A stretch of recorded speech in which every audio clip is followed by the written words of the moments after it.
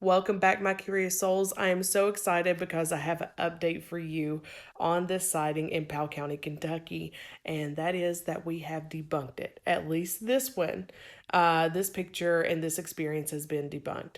So I noticed when we went to check it out and we were in the residential neighborhood I told you about, at the main end of it, like way out, there's this wellness center. I wasn't sure what they did, so I began to do some research, and they offer some really cool things like getting back in touch with nature, retreats, plant based foods. Really cool, actually, that they are out there in Kentucky and in Stanton.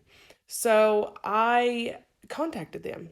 I thought, well, they're maybe a little bit more affiliated with the nature, the wildlife around there, and maybe they've seen something. And I'm so glad that I did, because I know one of our theories from the beginning of this has been, what if this is a person? Guess what? It is. So there are people who travel from all around to come to the Wellness Center to go to these retreats to experience Appalachia. And they are sometimes from different areas or bigger cities, and they're not used to our weather or our insects. And that is actually what this is for. I've never seen something like this before. I think it's very creative and cool, but it is like a scarf type thing that you wear around you in order to keep the insects off. And the person is wearing a dress under there.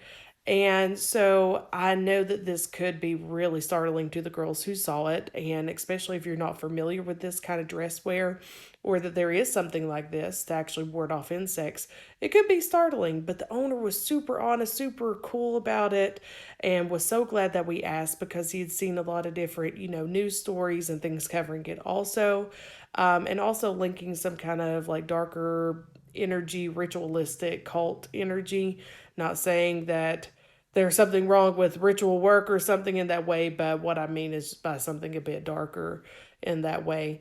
And he just wanted to make sure that it was clear that there was not some kind of activity like that going on at the Wellness Center. They are actually Christian based. And yeah, they do a lot for the community. They are super amazing. So if you're ever in Stanton, check them out.